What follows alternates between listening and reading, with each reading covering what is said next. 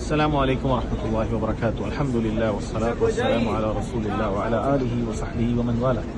സഹോദരങ്ങളെ, ഇത് മസ്ജിദ് ഖുബയാണ്. സല്ലല്ലാഹു അലൈഹി വസല്ലം മസ്ജിദ് ഖുബയിലെ വന്നിട്ടുള്ള നിസ്കാരത്തിനെ കുറിച്ച് പറഞ്ഞത്, മൻ തطهر في ബൈതി, ആരെങ്കിലും വീട്ടിൽ നിന്ന് ശുദ്ധിയായത് വളു എടുത്തു, സുമ്മ അതാ മസ്ജിദ് ഖുബ, പിന്നീട് മസ്ജിദ് ഖുബയിലേക്ക് വന്നു, ഫസല്ല ഫീഹി സ്വലാത്തൻ കാന ലഹു കഅജ്രി ഉംറ, എന്നിട്ട് അവിടെ വെച്ചിട്ട് ഒരു നിസ്കാരം നിസ്കരിച്ചാൽ, ഫർളാകട്ടെ സുന്നത്താകട്ടെ, അവനൊരു ഉംറ ചെയ്ത പ്രതിഫലമുണ്ട്. ഒരു മുസ്ലിമിനെ സംബന്ധിച്ചിടത്തോളം നബി സല്ലല്ലാഹു അലൈഹി വസല്ലം നമുക്ക് പഠിപ്പിച്ചു തന്നത്, പ്രത്യേകമായി പുണ്യം പ്രതീക്ഷിച്ച് നിസ്കരിക്കേണ്ടത് 3 മസ്ജിദുകളാണ്. ഒന്ന് മസ്ജിദുൽ ഹറാമാണ് മക്കയിൽ, 2 മസ്ജിദ് നബവിയാണ്, 3 മസ്ജിദുൽ അഖ്സയാണ്. ഇനി 4ാമത് ഒരു മസ്ജിദ് ഉണ്ടെങ്കിൽ അത് മദീനയിൽ എത്തിയ ഒരാളെ സംബന്ധിച്ചിടത്തോളം നാം ഈ കേട്ട ഈ മസ്ജിദ് ഖുബയാണ്.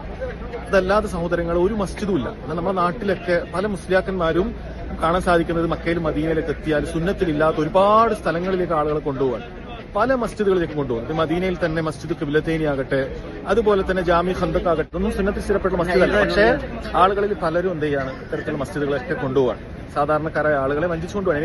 അതിനേക്കാൾ അപകടമാണ് നമ്മുടെ നാട്ടിലൊക്കെ പല ശിർക്കൻ പ്രവർത്തനങ്ങൾക്ക് വേണ്ടി ഏർവാടിയിലും നാഗൂറും തുടങ്ങിയ പല സ്ഥലങ്ങളിലും ശിർക്കൻ പ്രവർത്തനങ്ങൾക്ക് വേണ്ടി ആളുകൾ കൊണ്ടുപോകാൻ കാണാൻ സാധിക്കും. നബി സല്ലല്ലാഹു അലൈഹി വസല്ലം നമുക്ക് പഠിപ്പിച്ചു തന്നത്, നമുക്ക് 3 മസ്ജിദ് മാത്രമാണ്. ലാ തുശദ്ദു റിഹാലു ഇലാ സലാസതി മസാജിദ്, 3 മസ്ജിദിലേക്ക് അല്ലാതെ പ്രതിഫലം ഉദ്ദേശിച്ച് പോകാൻ പാടില്ല. അത് പറഞ്ഞത് ഏതാണ്? മസ്ജിദുൽ ഹറാം, മസ്ജിദുൽ അഖ്സ, അതുപോലെ മസ്ജിദുൽ നബവി, 3 മസ്ജിദ് മാത്രമാണ്. ഇനി മദീനയിലുള്ള ഒരാൾക്ക് മാത്രമാണ് മസ്ജിദ് ഖുബയിലേക്ക് ഈ പറയുന്ന 2 റക്അത്ത് നിസ്കരിച്ച് പ്രതിഫലം നേടാൻ നമുക്ക് എന്ത് ചെയ്യാൻ പാടുള്ളൂ, പോകാൻ പാടുള്ളൂ. ഇനി സൗദി അറേബ്യയിൽ തന്നെ മറ്റ് സ്ഥലത്തുള്ള ഒരാളെ സംബന്ധിച്ചിടത്തോളം മസ്ജിദ് ഖുബയിലേക്ക് ഉദ്ദേശിച്ച് വരാൻ പാടില്ല, അത് വിദഗ്ധാണെന്നാണ് പണ്ഡിതന്മാർ പറയുന്നത്. മദീനയിലേക്ക് ഉദ്ദേശിച്ച് വന്ന ഒരാൾക്കാണ് പിന്നീട് എന്ത് ചെയ്യുന്നത്, ഈ 2 റക്അത്ത് സുന്നത്തിന് വേണ്ടി ഈ മസ്ജിദ് ഖുബയെ ലക്ഷ്യം വെക്കാൻ സാധിക്കുന്നത്.